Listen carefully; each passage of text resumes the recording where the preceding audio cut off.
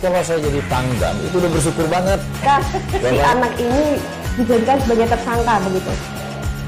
Ya, kalau ini kita bicara yang di luar kasus Bongombo ya. Dengan nama hujan.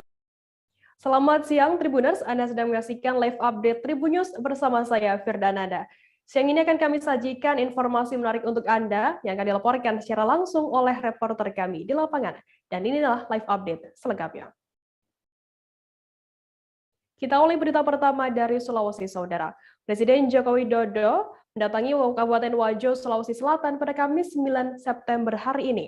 Jokowi didampingi oleh Ibu Negara Iriana Joko Widodo mengendarai helikopter berwarna merah putih dari Makassar yang mendarat di Stadion Andi Ninong, Jalan Rusak, Kelurahan Matirowali, Kecamatan Tempe, Kabupaten Wajo, sekira pukul 11 waktu Indonesia Tengah. Terkait informasi lebih lengkapnya akan disampaikan oleh rekan wartawan kami dari Tribun Timur. Ada Kasdar Kasau yang saat ini sudah tersambung bersama kami. Halo Kasdar.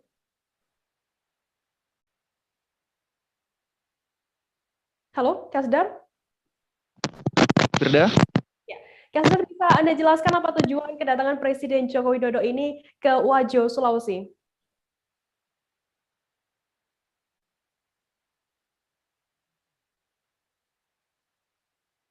Halo, Kasdar?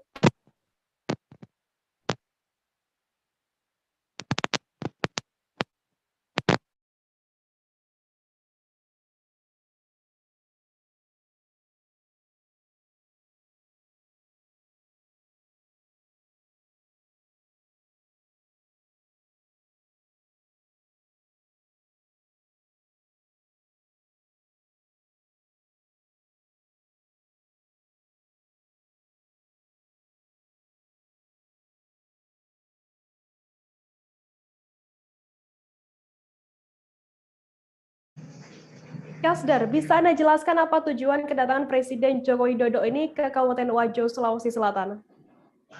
Baik rekan Firda, terima kasih atas kesempatannya. Pemirsa Tribun Network dimanapun Anda berada, Presiden Republik Indonesia Joko Widodo hari ini mendatangi Kabupaten Wajo, Sulawesi Selatan untuk memantau, ada dua agenda besarnya, yaitu pertama memantau vaksinasi massal untuk khusus peserta didik di Kabupaten Wajo, Sulawesi Selatan. Kedua yaitu meresmikan bendungan Pasenor di Kabupaten Wajo, begitu rekan kita. Lantas bisa Anda gambarkan mungkin seperti apa suasana penyambutan Presiden Joko Widodo saat tiba begitu di Kabupaten Wajo, Sulsel? Baik rekan kita, tadi bisa dari pantauan saya di lapangan bahwa Presiden Republik Indonesia Joko Widodo disambut oleh warga Wajo dengan pengamanan sangat ketat dari aparat gabungan TNI, Polri, kemudian Satpol PP dan Dinas Perhubungan di Kabupaten Wajo. Sejak kemarin lokasi sudah disterilkan oleh pihak keamanan hingga tadi pada saat Presiden Joko Widodo sampai ke Kabupaten Wajo, gitu kan kita. Lantas Kasdar, apa saja agenda dari Presiden Joko Widodo saat mengunjungi Wajo, Sulsel ini? Baik rekan kita, terkait dengan agenda Presiden Joko Widodo, bahwa selain vaksinasi tadi, meninjau lokasi vaksinasi untuk pertama ya di Kabupaten Wajo setelah di saat pandemi ini, untuk persiapan sekolah tatap muka di Kabupaten Wajo. Juga ada bendungan di Bendungan Pacelor ya, di Kecamatan Liliran, Kabupaten Wajo, Sulawesi Selatan. Baik, terima kasih wartawan dari Tribun Timur Kasdar Kasau atas laporan Anda. Selamat bertugas kembali. Kita beralih ke Madura, Saudara. Pelaksanaan vaksinasi Merdeka serentak yang dilaksanakan di Pondok Pesantren Asy-Syafi'iyah, Dusun Beltok, Desa Larangan Badung, Kecamatan Palengan, Kabupaten Pamekasan, Madura berjalan lancar. Santri dan ratusan warga sekitar tampak mengikuti vaksinasi tersebut dengan riang gembira.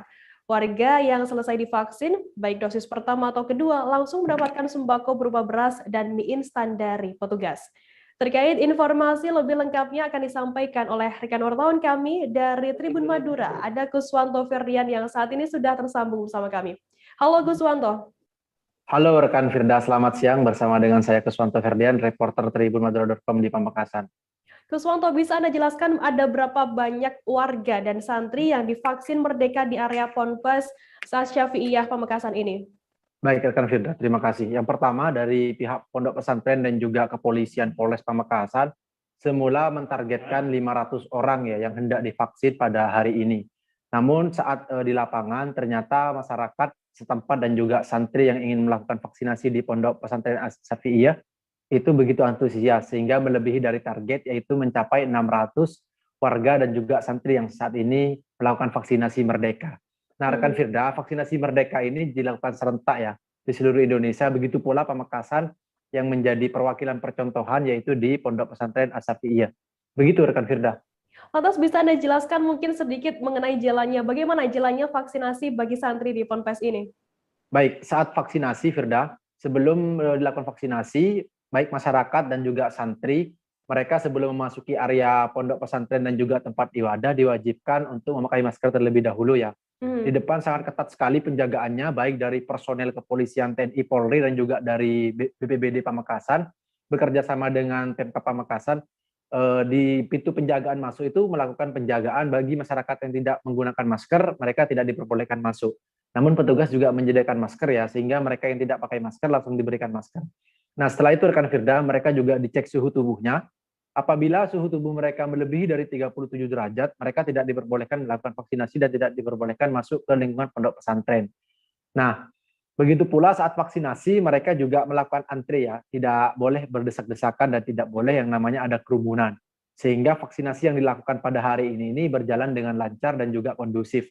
Nah, warga juga begitu antusias, Firda. Jadi ada satu warga yang juga berombongan untuk melakukan vaksinasi, baik dari bapak, ibu, dan juga anaknya.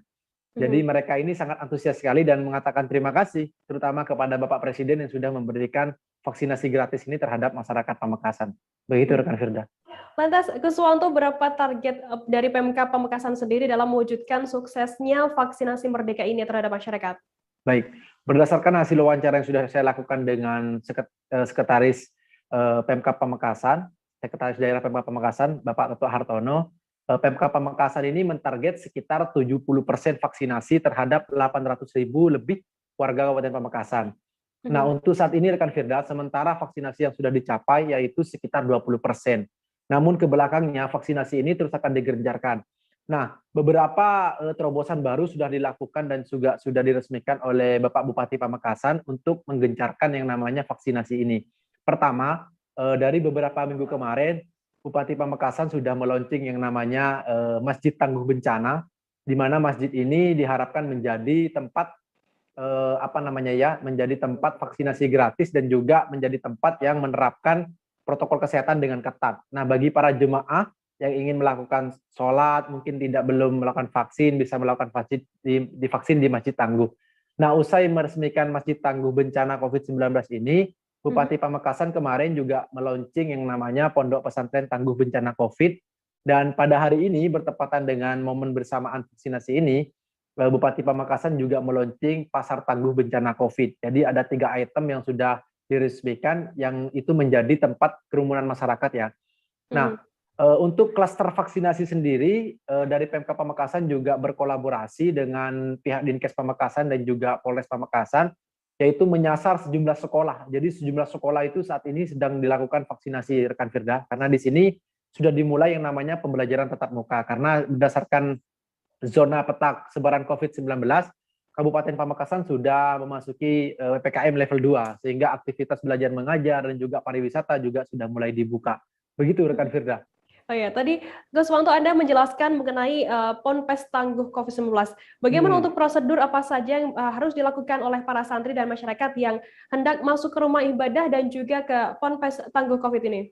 Oke, prosedur yang harus dilakukan ya oleh masyarakat yang ingin masuk ke Pondok Pesantren Tangguh ini, baik wali santri yang hendak menjenguk anaknya. Yang pertama yang yang perlu diwajibkan yaitu memakai masker, itu sangat wajib. Dan di pintu masuk setiap pondok pesantren itu sudah disediakan yang namanya tempat cuci tangan khusus beserta adanya bilik sterilisasi. Namun sebelum mereka untuk masuk ke bilik sterilisasi, mereka terlebih dahulu dicek suhu tubuhnya. Dan uniknya lagi rekan Firda, Pemkab Pamekasan itu juga melatih para santri ya untuk ikut andil dalam mencegah protokol kesehatan ini. Jadi semua petugasnya yang ada di pondok pesantren ini melibatkan dari keluarga pondok pesantren sendiri, baik dari santri, pengurus pondok pesantren, dan juga sebagian dari ustadz yang mengajar di pondok pesantren ini juga terlibat. Jadi mereka juga diterapkan yang namanya protokol kesehatan yang sangat ketat, Firda. Begitu juga saat melakukan pembelajaran, baik juga saat ibadah, mereka diwajibkan menjaga jarak. Begitu, rekan Firda. Berarti penerapan 5M di sana sangat ketat begitu ya? Sangat ketat sekali, rekan Firda. Di sini sangat ketat lagi. Begitu juga saat mau masuk pasar ya. Jadi baik pedagang dan juga pengunjung itu sebelum masuk pasar, mereka itu diwajibkan masuk ke dalam bilik sterilisasi, wajib pakai masker, wajib cuci tangan. Kalau misalkan nggak mau mengikuti aturan, ya mohon maaf, pemerintah juga memiliki aturan yang cukup tegas. Ini semua demi kesehatan masyarakat ya, dan juga ingin mempercepat tercaparnya herd immunity tubuh bagi masyarakat. Begitu rekan Firda. Baik, Tribuners, tadi jurnalis kami Kuswanto juga melakukan wawancara dengan Kapolres Pamekasan AKBP Apip Ginanjar dan juga pengasuh Pondok Pesantren Asy-Syafi'iyah Kiai Haji Mahrus Syafi dan juga Sekda Pamekasan Toto Hartono. Berikut liputannya untuk Anda. Kalau untuk stok, kita di wilayah Kabupaten Pamekasan kita ada sekitar 1.000 dosis untuk per hari ini. Untuk per hari ini ada sekitar 1.000 dosis, dan kita juga melaksanakan di beberapa pondok dan juga untuk beberapa sekolah supaya targetnya supaya bisa kita lampaui, karena memang hari ini target hanya 500, dan syukur alhamdulillah di pondok sini saja dengan warga sekitar dan juga dengan keluarga dan sebagainya ini sudah menjadi target. Ini bagaimana tanggapannya Pak Yudi? Alhamdulillah, pendapat saya ya ini apa?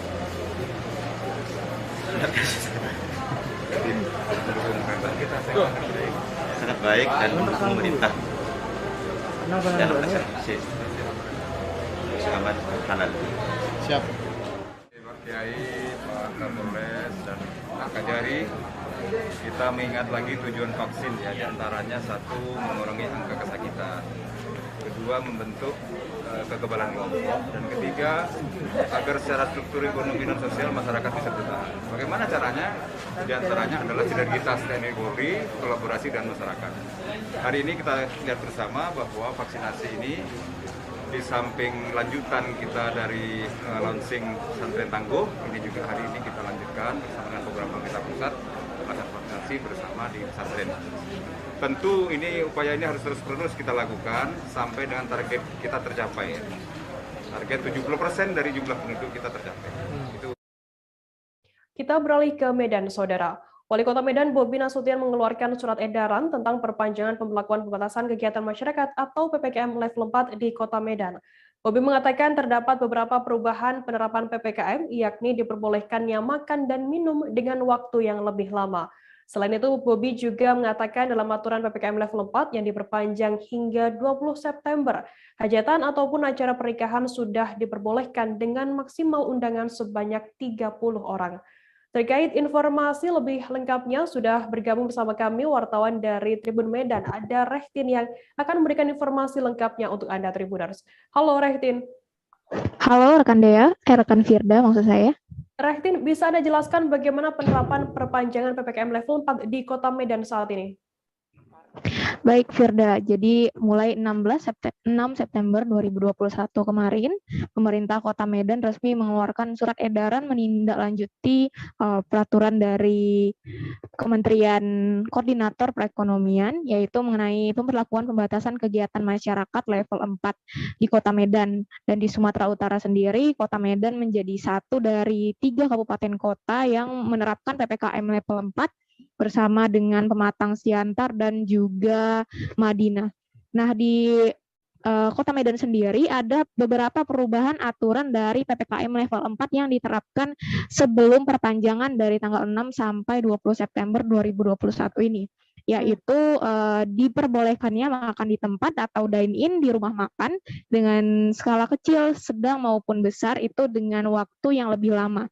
Jika awalnya diperbolehkan selama 20 menit, tapi sekarang sudah boleh selama 60 menit. Selain itu juga di Kota Medan sendiri, Pemko Medan telah memperbolehkan dilakukannya acara pernikahan dan juga hajatan dengan pembatasan peserta yaitu maksimal 30 orang dan juga tidak diperbolehkannya makan di lokasi hajatan. Dan juga beberapa acara itu diperbolehkan dengan memberlakukan protokol kesehatan yang sangat ketat, begitu Firda. Lantas seperti apa respon dari pihak rumah makan sendiri menanggapi peraturan makan di tempat maksimal 1 jam atau 60 menit? Baik, pihak rumah makan yang sebenarnya dari pemberlakuan pembatasan kegiatan masyarakat di Kota Medan sebelum September 2021 itu tidak diperbolehkan untuk yang skala besar. Sebenarnya berdasarkan wawancara kami dengan beberapa pihak restoran itu mengaku senang karena di PPKM kali ini sudah diperbolehkan buka untuk yang restoran dengan skala besar. Tapi dengan pembatasan yang diberlakukan oleh Pemko Medan yaitu makan di tempat lebih lama yaitu waktu 1 jam, mereka juga menyambut dengan senang karena selama ini pihak pemerintah Kota Medan juga selalu mengimbau dan rutin memantau ke masing-masing restoran dan juga sesekali pihak dari pemerintah Kota Medan mengimbau untuk kepada pihak-pihak restoran untuk dapat menerapkan protokol kesehatan yang ketat dengan menyediakan tempat cuci tangan dan juga maksimal masing-masing meja di tempat makan tersebut hanya boleh dihuni paling banyak 2 orang. Begitu, Firda. Lantas, Rehtin, apa sanksi yang diberikan oleh pihak Pemkot Medan sendiri bagi pengunjung ataupun pemilik rumah makan yang melanggar peraturan ini? Baik, pemerintah Kota Medan sendiri dengan PPKM level 4 ini telah merubah aturan yang sebelumnya dilakukan yaitu sebelumnya pemerintah Kota Medan itu melakukan penyekatan di 40 titik di Kota Medan. Sementara untuk PPKM perpanjangan ini, Pemko Medan telah merevisi aturan tersebut dengan melakukan pengawasan ke masing-masing restoran itu dengan melakukan swab antigen di lokasi bagi restoran yang melanggar protokol kesehatan seperti melebihi jam operasional yaitu jam 8 malam dan juga pemilik restoran yang menyediakan lokasi lebih dari total 25% dari kapasitas. Jadi petugas saat ini jika ada yang melanggar membiarkan pengunjung datang lebih dari 25% itu akan di swab antigen di lokasi dan nanti jika hasilnya reaktif, masing-masing dari pengunjung tersebut akan dibawa ke lokasi isolasi terpusat atau isoter di Kota Medan. Begitu, Firda. Baik, Tribuners, akan kami tampilkan keterangan dari Wali Kota Medan, Bobi Nasution, terkait PPKM level 4 di Kota Medan. Berikut liputannya untuk Anda. Baik pemerintah provinsi dan kami pemerintah Kota Medan, penanganannya sama, caranya yang berbeda. Kenapa saya bilang penanganannya sudah jelas, ada 4 poin yang saya sampaikan. Cara kita mendekati, karena ini kita PPKM ini mengajak masyarakat, jadi kita mengajak masyarakat. Nah, yang kita ajak ini kan karakter masyarakatnya berbeda-beda. Caranya yang berbeda, tapi penanganannya itu sama, 4 hal, itu nggak boleh ditawar-tawar lagi. Hanya bagaimana kita mengajak masyarakat membatasi mobilitas, bagaimana kita mengajak masyarakat mensosialisasi hari ini sudah boleh makan, minum di tempat maksimal 1 jam. Nah ini bagaimana kita mensosialisasikan, itu sudah ada aturannya semua. Bagaimana hari ini, saya sudah kemarin, Medan juga sedang melakukan perwal, karena itu diperbolehkan melakukan hajatan namun dibatasi. Saya sudah minta ke Dinas Pariwisata juga ke Dinas Kesehatan untuk bisa menyurati tempat-tempat gedung-gedung pertemuan, gedung-gedung yang biasa dipakai untuk acara perkawinan atau hajatan. Peraturan ini tolong disosialisasikan, jangan sampai ketika nanti ditemukan di lapangan ada yang bilang belum tahu tentang peraturan ini, itu aja. Jadi kita sosialisasikan. Caranya penerapannya, caranya sama, penerapannya yang berbeda karena karakteristik masyarakatnya berbeda-beda itu. Polres Minahasa Selatan menggelar razia pelanggaran lalu lintas kasat mata. Razia ini digelar di depan pos tertib lalu lintas Jalan Trans Sulawesi, Kelurahan Pondang, Kabupaten Minsel pada Rabu 8 September kemarin. Sejumlah pelanggar lalu lintas terjaring dalam razia ini.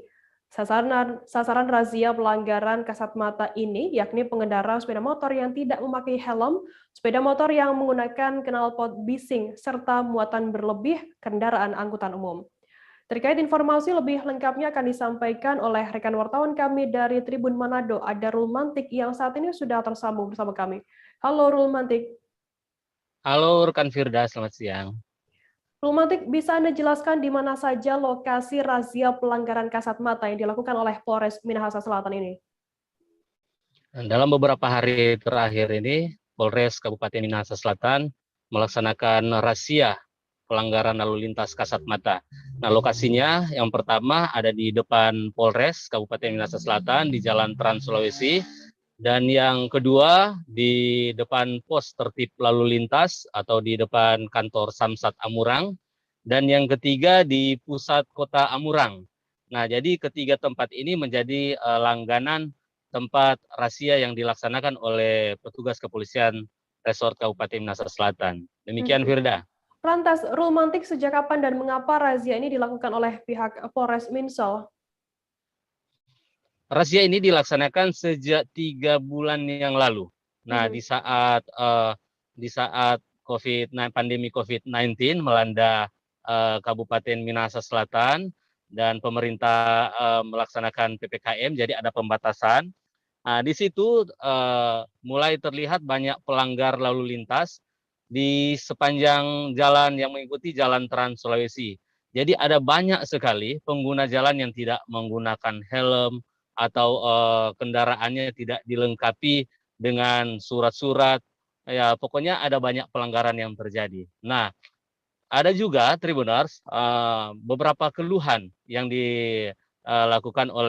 disampaikan oleh masyarakat kepada Polres Kabupaten Minahasa Selatan. Nah, banyak warga yang mengeluh bahwa penggunaan knalpot bising atau knalpot racing itu sudah sangat mengganggu, dan bahkan di tempat-tempat ibadah kalau ada kendaraan yang lewat menggunakan knalpot bising, jemaat yang ada di dalam atau jemaah yang sedang melaksanakan ibadah di dalam tempat ibadah merasa sangat terganggu. Dan pernah juga rekan Firda, waktu Polres Kabupaten Minahasa Selatan melaksanakan upacara, nah di saat upacara itu ada beberapa kendaraan yang melewati depan Polres dengan menggunakan knalpot bising.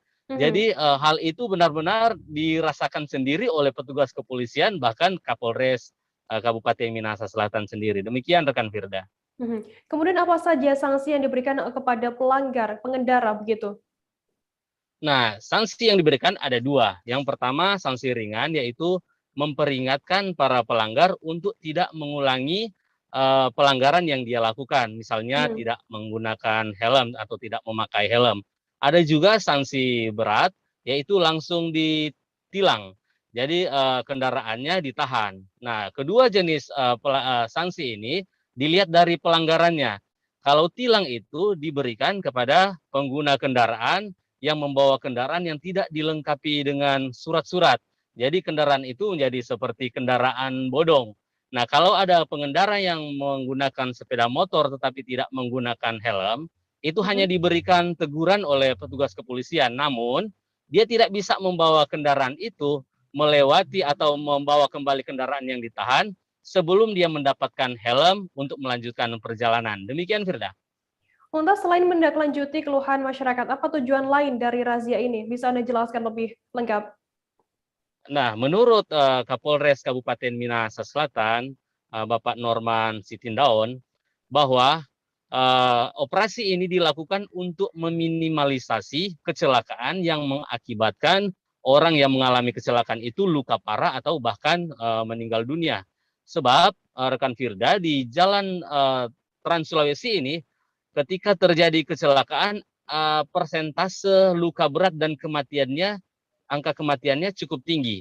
Kalau dari data yang dikeluarkan oleh Polres Kabupaten Minahasa Selatan, dalam 1 bulan itu rata-rata ada 4 kecelakaan yang terjadi kasus meninggal dunia, pengendaranya atau baik pengendara ataupun yang menumpang kendaraan tersebut. Demikian, Firda.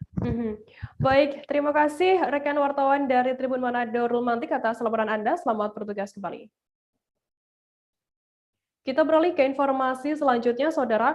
Pusat perbelanjaan dan mal di Kota Madiun diperbolehkan untuk buka kembali setelah tutup lebih kurang 3 bulan.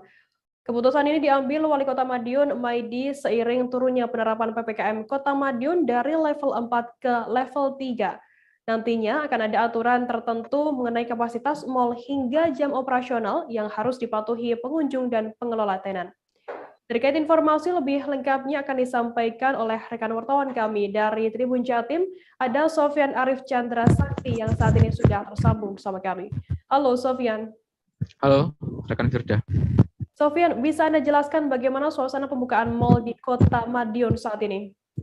Ya benar, Wali Kota Maidi memutuskan untuk membuka pusat perbelanjaan dan mal di Kota Madiun seiring turunnya PPKM level 4 jadi level 3 untuk Kota Pahlawan. Maksudnya untuk Kota Pecel. Ini pusat perbelanjaan sudah mulai buka dan pengunjung sudah mulai memadati pusat perbelanjaan mulai tanggal 7 September kemarin, Firda. Untuk pengunjung ini diwajibkan untuk menginstal aplikasi Peduli Lindungi dan harus sudah melakukan vaksinasi minimal dosis pertama, Firda. Wali Kota Maidi juga mengingatkan agar pengunjung ini juga harus mematuhi protokol kesehatan, mulai menggunakan masker dan rajin mencuci tangan di pusat perbelanjaan tersebut, Firda.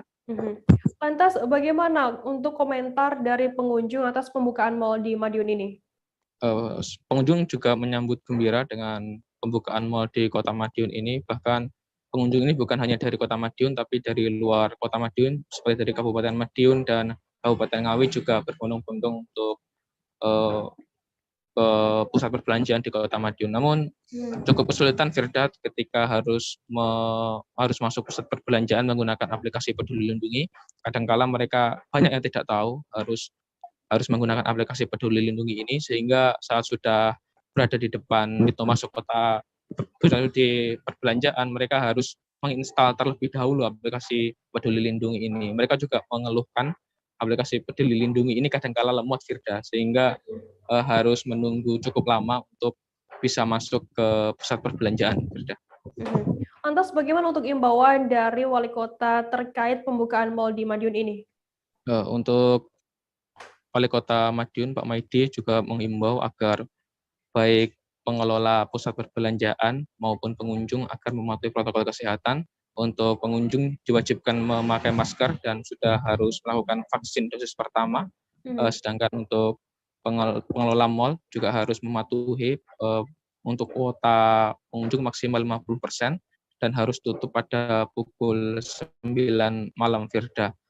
Pengunjung juga diwajibkan untuk menginstal aplikasi Peduli Lindungi sebelum masuk mal. Pak Maidi juga mengimbau kepada pengunjung ini jangan hanya tertib prokes pada saat ada satgas, Firda, tapi harus melakukan prokes 24 jam. Begitu, Firda. Baik, terima kasih wartawan dari Tribuners. Tadi jurnalis kami juga melakukan wawancara dengan marketing dari Sun City Madiun. Berikut liputannya untuk Anda. Ini antusias banget untuk customer, tapi masih belum menunjukkan banyaknya pengunjung, masih belum. Cuman karena kita pembatasan kapasitas juga, karena setiap kali masuk mall kan juga ada standar-standarnya gitu kan. Jadi prokes-prokesnya harus tetap dijalankan, yaitu pakai masker, cuci tangan, cek suhu. Yang paling penting itu kan sekarang pakai aplikasi Peduli Lindungi. Ini kan mulai buka tanggal 7 kemarin, Bu, ya? Iya, untuk jumlah pengunjung seperti apa, Bu? Tanggal 7 sama tanggal 8 kemarin? Jumlah pengunjungnya cukup bagus. Cukup bagus gitu. Sekitar berapa, Bu? Satu hari kemarin, tanggal 7? Satu hari kemarin, tanggal 7, sudah mulai ada peningkatan yang biasanya di bawah 1.000, ini sudah di atas 2.000. Di atas 2.000, ya. Ini syaratnya apa, Bu, untuk pengunjung yang mau masuk ke Sun City ini? Syarat-syaratnya itu tadi, siap prokes, pakai masker yang jelas, mencuci tangan dulu, terus cek suhu badan, terus menunjukkan aplikasi Peduli Lindungi, dan itu wajib. Untuk tenan sendiri seperti apa, Bu? Udah buka 100% atau? Untuk tenan alhamdulillah sampai saat ini sudah buka semuanya, dan kita juga ada brand baru juga, yaitu Selma, Informa, dan Susen. Siap. Ini buka sampai pukul berapa, Bu? Kita buka dari pukul 10 sampai pukul 9. Hari Senin sampai Minggu sama, Bu, ya? Ya, selamat semua.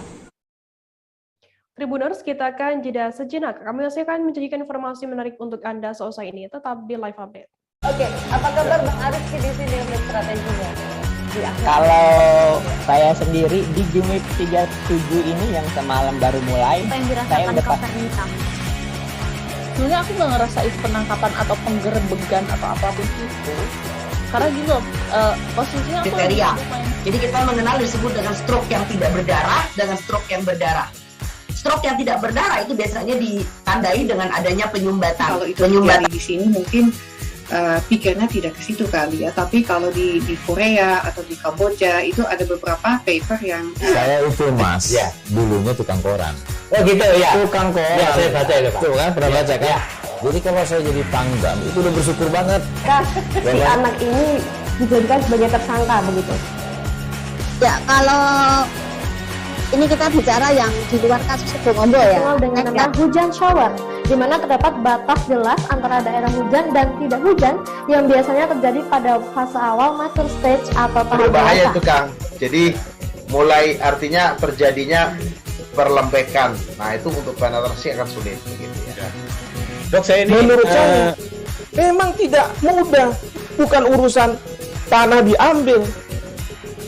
Kalau misalnya Amerika Serikat sekarang, Rasulullah mengatakan dalam sebuah hadis bahwa berpuasa di 6 hari Syawal itu. Oke, apa kabar Bang Arief di sini untuk strateginya? Kalau saya sendiri di Jumip 37 ini yang semalam baru mulai, saya udah sebenarnya aku nggak ngerasain penangkapan atau penggerebegan atau apapun itu. Karena gitu, posisinya aku kriteria. Jadi kita mengenal disebut dengan stroke yang tidak berdarah dengan stroke yang berdarah. Stroke yang tidak berdarah itu biasanya ditandai dengan adanya penyumbatan. Kalau itu terjadi di sini mungkin pikirnya tidak ke situ kali ya. Tapi kalau di Korea atau di Kamboja itu ada beberapa paper yang Saya itu Mas, ya, dulunya tukang koran. Oh gitu ya. Tukang koran. Ya, saya baca itu Pak. Tuh kan pernah baca kan? Ya. Jadi kalau saya jadi pangdam itu udah bersyukur banget. Si anak ini dijadikan sebagai tersangka begitu. Ya, kalau ini kita bicara yang di luar kasus Sebongombo ya. Dengan nama hujan shower, di mana terdapat batas jelas antara daerah hujan dan tidak hujan yang biasanya terjadi pada fase awal mature stage atau tahap Berbahaya dewasa. itu Kang. Jadi mulai artinya terjadinya perlembekan. Nah itu untuk penetrasi akan sulit gitu ya. Dok, saya ini menurut saya memang tidak mudah, bukan urusan tanah diambil. Kalau misalnya Amerika Serikat sekarang, Rasulullah mengatakan dalam sebuah hadis bahwa berpuasa di 6 hari Syawal itu. Oke, apa kabar Bang Arief di sini untuk strateginya? Kalau saya sendiri di Jumip 37 ini yang semalam baru mulai, saya udah sebenarnya aku nggak ngerasain penangkapan atau penggerebegan atau apapun itu. Karena gitu, posisinya aku kriteria. Jadi kita mengenal disebut dengan stroke yang tidak berdarah dengan stroke yang berdarah. Stroke yang tidak berdarah itu biasanya ditandai dengan adanya penyumbatan. Kalau itu terjadi di sini mungkin pikirnya tidak ke situ kali ya. Tapi kalau di Korea atau di Kamboja itu ada beberapa paper yang Saya itu Mas, ya, dulunya tukang koran. Oh gitu ya. Tukang koran. Ya, saya baca itu Pak. Tuh kan pernah baca kan? Ya. Jadi kalau saya jadi pangdam itu udah bersyukur banget. Si anak ini dijadikan sebagai tersangka begitu. Ya, kalau ini kita bicara yang di luar kasus Sebongombo ya. Dengan nama hujan shower, di mana terdapat batas jelas antara daerah hujan dan tidak hujan yang biasanya terjadi pada fase awal mature stage atau tahap Berbahaya dewasa. itu Kang. Jadi mulai artinya terjadinya perlembekan. Nah itu untuk penetrasi akan sulit gitu ya. Dok, saya ini menurut saya memang tidak mudah, bukan urusan tanah diambil. Kalau misalnya Amerika Serikat sekarang, Rasulullah mengatakan dalam sebuah hadis bahwa berpuasa di 6 hari Syawal itu. Oke, apa kabar Bang Arief di sini untuk strateginya? di akhir? Kalau saya sendiri di Jumip 37 ini yang semalam baru mulai, Apa yang saya dirasakan udah Kopernita? Sebenarnya aku nggak ngerasa itu penangkapan atau penggerebegan atau apapun itu. Karena gini loh, posisinya aku kriteria. Jadi kita mengenal disebut dengan stroke yang tidak berdarah dengan stroke yang berdarah. Stroke yang tidak berdarah itu biasanya ditandai dengan adanya penyumbatan. Kalau itu terjadi di sini mungkin pikirnya tidak ke situ kali ya. Tapi kalau di Korea atau di Kamboja itu ada beberapa paper yang Saya itu Mas, dulunya tukang koran. Oh gitu ya. Tukang koran. Ya, saya baca itu Pak. Tuh kan, pernah baca kan? Ya. Jadi kalau saya jadi pangdam itu udah bersyukur banget. Si anak ini dijadikan sebagai tersangka begitu. Ya, kalau ini kita bicara yang di luar kasus Sebongombo ya. Dikenal dengan nama hujan shower, di mana terdapat batas jelas antara daerah hujan dan tidak hujan yang biasanya terjadi pada. Terima kasih Anda masih bersama kami di Live Update. Kita beralih ke informasi selanjutnya, Saudara. Warga Teluk Limau, Dusun Mekarjaya, Desa Tanjung Tinggi, Kecamatan Siju, Kabupaten Belitung, dihebohkan dengan penemuan sesosok mayat terapung di pantai pada Selasa 7 September sore. Mayat yang diketahui bernama Amril, 17 tahun itu pertama kali ditemukan warga bernama Sapar sekira pukul 4 sore. Untuk mengetahui informasi lebih detailnya sudah bergabung bersama kami wartawan dari Pos Belitung. Ada Dede Suhendar yang akan memberikan laporannya langsung untuk Anda. Halo Dede. Ya, Firda. Dede, bisa Anda jelaskan bagaimana kronologi penemuan sosok mayat ini di pantai? Ya, baik, Firda. Untuk kronologi kejadian penemuan mayat ini terjadi pada hari Selasa kemarin ketika seorang nelayan hendak melaut sekitar pukul 4 sore melihat sosok jenazah yang mengapung sekitar 100 meter dari bibir pantai. Setelah menemukan jenazah tersebut, warga setempat yang mulai heboh menghubungi pihak kepolisian untuk mengevakuasi jenazah tersebut ke RSUD. Berdasarkan keterangan dari pihak kepolisian, kronologi kejadian itu berawal pada hari Minggu, tanggal 5 September 2021 lalu. Korban Amril ini bersama rekannya sedang nongkrong sambil minum-minuman keras di sekitar pantai. Kemudian menjelang malam sekitar pukul 7, rombongan Amril ini bertemu dengan rombongan pemuda lainnya dan sempat terjadi cekcok berujung keributan. Namun setelah keributan usai, tiba-tiba korban justru berlari ke arah pantai yang diduga terseret arus hingga tenggelam. Begitu, Firda. Jadi lantas apakah ada mungkin kaitan keributan yang terjadi di sana dengan tenggelamnya korban ini? Ya, baik, Firda. Pasca penemuan jenazah Amril, pihak kepolisian langsung memanggil seluruh teman-teman korban maupun rombongan lainnya. Namun seluruh pemuda yang dimintai keterangan oleh polisi, mereka satu suara bahwa keributan sudah selesai sebelum korban ini berlari ke arah laut. Jadi ditambah dengan keterangan dokter hasil pemeriksaan jenazah tidak ada ditemukan luka memar ataupun bekas sayatan di tubuh korban. Begitu, gitu. Jadi lantas kapan terakhir kali korban ini meninggalkan rumah dan hingga ditemukan tenggelam begitu? Ya, kebetulan pada saat penemuan jenazah pada hari Selasa sore itu kakek korban juga berada di lokasi yang memang sudah memiliki firasat bahwa cucunya ini meninggal dunia. Karena terakhir kakek ini bertemu cucunya itu pada hari Minggu siang yang meminta izin untuk keluar jalan-jalan bersama rekannya. Jadi semenjak Minggu siang itu korban sudah tidak lagi pulang ke rumah. Gitu. Oke, baik Tribuners, tadi jurnalis kami Dede juga melakukan wawancara dengan Kasat Reskrim Polres Belitung, Ibtu Edi Purwanto. Berikut liputannya untuk Anda. Kejadian itu bermula ketika pada hari Minggu ada dua kelompok pemuda yang sedang duduk-duduk sambil minum minuman keras di pantai. Dan memang benar di antara kedua kelompok pemuda tersebut ada cekcok mulut, ada ribut-ribut. Nah, setelah itu si korban ini lari ke arah pantai.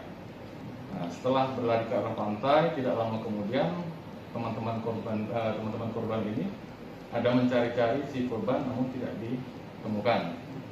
Dan alhasil pada kemarin sore nelayan akan menemukan yang diduga adalah teman korban yang sedang nongkrong di daerah pantai tersebut. Bang, berarti untuk dari teman-teman korban tadi Bang, udah melakukan itu Bang?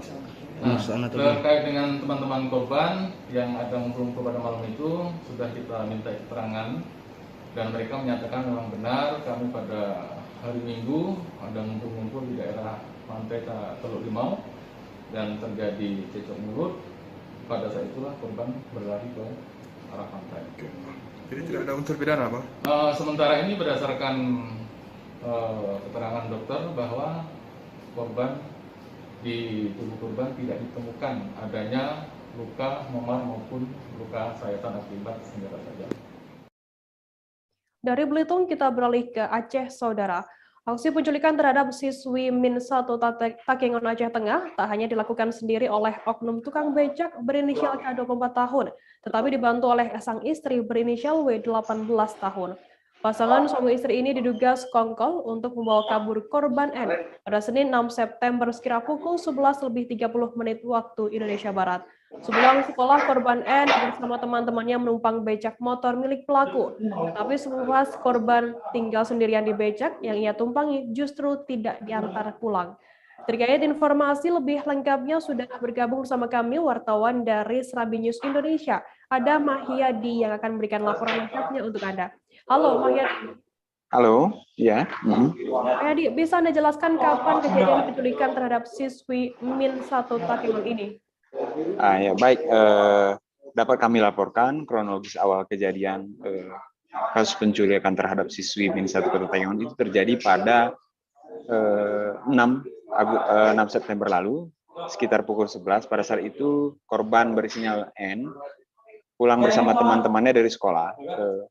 Di depan sekolah ada beberapa becak motor yang menunggu. Tiba-tiba si korban menaiki salah satu becak, yaitu becak pelaku, bersama beberapa rekan sekolahnya, teman sekolahnya. Tetapi pada saat teman-teman sekolahnya duluan diantar ke rumahnya masing-masing, justru korban N tertinggal sendirian di becak.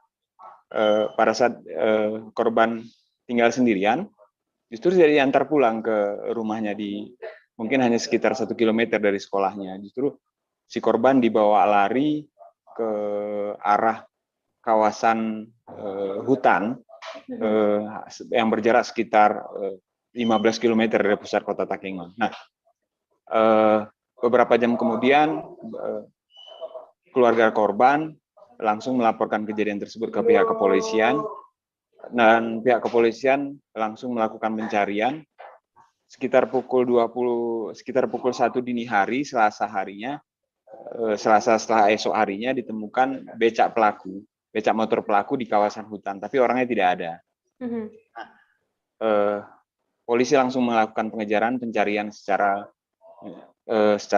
maksimal beserta masyarakat. Akhirnya pada hari Selasa sekitar pukul 21 itu korban ditemukan, termasuk pelaku juga ditemukan dalam kondisi korban selamat, tetapi setelah dilakukan penangkapan ternyata tukang becak tersebut tidak bekerja sendirian, dia bekerja sama dengan istrinya. Istrinya yang berinisial W. Nah, setelah dilakukan penangkapan, pelaku sempat dihakimi massa pada saat itu, dan korban diamankan, sempat dirawat sampai hari ini masih dirawat di rumah sakit RSUD Baru Takengon karena mengalami trauma. Nah, untuk motif aksi penculikan ini, polisi khususnya dari Satreskrim Polres Aceh Tengah belum memberikan keterangan secara resmi karena masih dalam proses mencari keterangan dari para pelaku dan termasuk korban yang belum bisa dimintai keterangan. Gitu.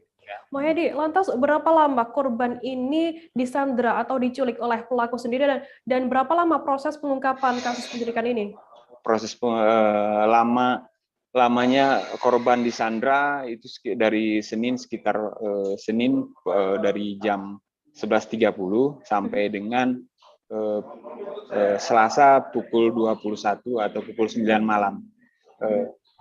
Mungkin sekitar 1 harian lah begitu, dan proses pencariannya terbilang cukup cepat karena korban sempat dilarikan ke kawasan hutan. Nah,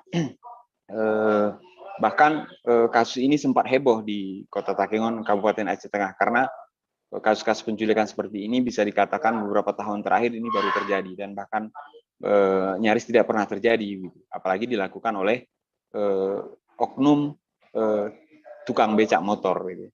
Ya. Lantas bagaimana untuk ancaman hukuman yang dijatuhkan kepada kedua pelaku ini? Ancaman hukumannya sampai sejauh ini yang kita dapatkan dari informasi dari pihak kepolisian, pertama mungkin perlindungan anak ya, karena anak di bawah umur. Yang kedua kasus penculikan. Gitu.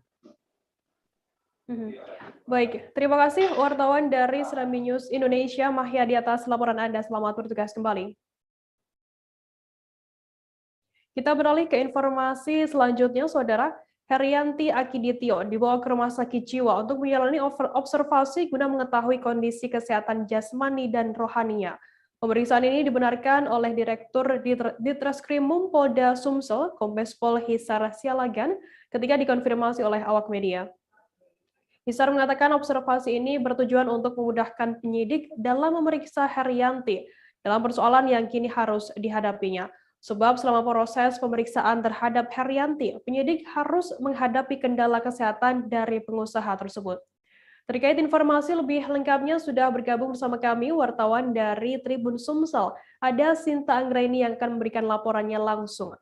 Halo, Sinta.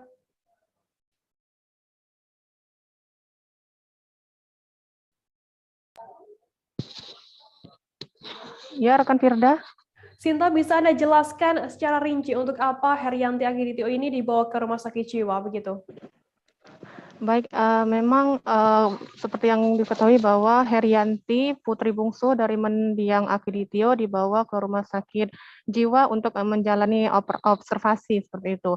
Nah, dari keterangan dari pihak penyidik mengatakan bahwa observasi ini juga sebagai langkah lanjutan untuk kelanjutan dari proses hukum yang saat ini dihadapi oleh Herianti. Memang mengingat bahwa selama ini penyidik juga menghadapi sejumlah kendala, di mana kondisi Herianti selama melewati masa penyelidikan ini dikabarkan terus memburuk, sehingga diperlukan adanya pemeriksaan lanjutan. Seperti itu, Firda.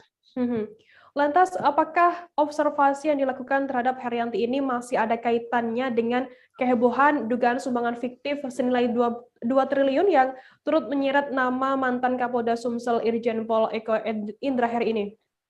Baik, memang setelah dikonfirmasi dengan pihak penyidik bahwa memang ada kaitannya dengan kehebohan kasus tersebut, di mana selain kehebohan dari 2 triliun itu, juga Herianti saat ini juga terlibat dengan kasus hukum lain, di mana bahwa temannya yang bernama Dr. Siti Mirza juga melaporkan Herianti atas dugaan kasus penipuan senilai 2,5 miliar. Jadi pemeriksaan kejiwaan ini juga untuk mempermudah penyidikan, maksud kami pihak penyidik untuk melakukan penyelidikan terhadap 2 kasus tersebut. Sinta, apakah saat ini sudah ada penjelasan dari pihak rumah sakit begitu terkait observasi yang dilakukan oleh Herianti? Baik, setelah dikonfirmasi kepada pihak rumah sakit juga, pihak rumah sakit memang masih belum bersedia memberikan tanggapan terkait keberadaan Herianti. Pihak rumah sakit sendiri berdalih bahwa memang data kerahasiaan pasien itu sudah diatur dalam undang-undang, sehingga pihak rumah sakit sendiri tidak bisa memberikan kepastian terkait dengan keberadaan Herianti. Hanya saja memang dari pihak rumah sakit sendiri mengatakan bahwa jika memang ada pasien yang diobservasi di rumah sakit sebagai tahap awal, itu minimal akan melewati masa selama 14 hari menjalani pemeriksaan di rumah sakit. Seperti itu. Seperti apa update kasus Herianti yang kini ditangani oleh aparat kepolisian Polda Sumsel, Sinta? Baik, seperti yang sudah dijelaskan sebelumnya bahwa memang Herianti ini terjerat dengan 2 kasus. Yang pertama adalah kasus dugaan dana fiktif sumbangan sebesar 2 triliun dan dugaan penipuan sebesar 2,5 miliar. Dan untuk update dari kedua kasus itu, penyidik mengatakan bahwa Herianti saat ini masih berstatus sebagai terperiksa saksi. Jadi memang belum ada penetapan tersangka untuk 2 kasus tersebut. Baik, Tribuners, tadi jurnalis kami juga melakukan wawancara dengan Direktur Ditreskrimum Polda Sumsel, Kombes Pol Hisar Sialagan, dan juga Humas Rumah Sakit Jiwa Ernaldi Bahar, Iwan Andiantoro. Berikut liputannya untuk Anda. sebagaimana kita proses lidik dan pengumpulan alat bukti, kita tentunya harus mengetahui kondisi kesehatan jasmani dan rohani dari yang mau kita mintai keterangan, memastikan apakah dia layak dalam memberi keterangan. Makanya diperiksakan observasi kesehatan di rumah sakit. Karena secara jasmani juga beberapa kali kita periksa juga ada hambatan kesehatan. Mungkin itu saja. Mungkin butuh beberapa waktu untuk nanti kita dengar kesimpulan dari tim yang mengobservasi kesehatan yang bersangkutan. Apakah benar Pak, Saudara Herianti dibantarkan di sini atau diobservasi di sini Pak? Perlu kami sampaikan, jadi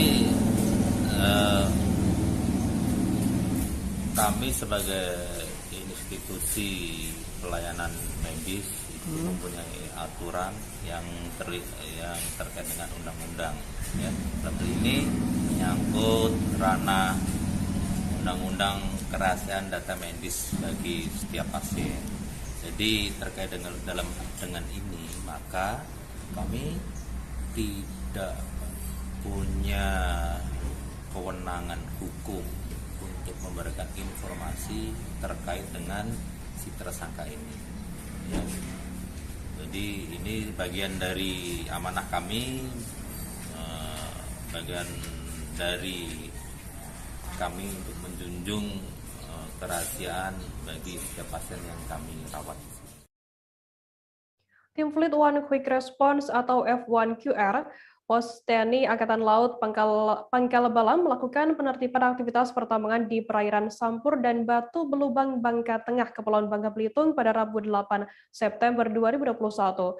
Sedikitnya 8 ponton hisap produksi atau PIP yang beroperasi di perairan tersebut ditertibkan. Hal itu menindaklanjuti keluhan dari masyarakat hingga nelayan sekitar yang merasa wilayah tangkap ikan hingga alur pelayaran mereka terganggu dengan aktivitas pertambangan. Terkait informasi lebih lengkapnya akan disampaikan oleh rekan wartawan kami dari Bangka Pos, ada Cepi Merlianto yang saat ini sudah tersambung bersama kami. Halo Cepi. Halo Firda.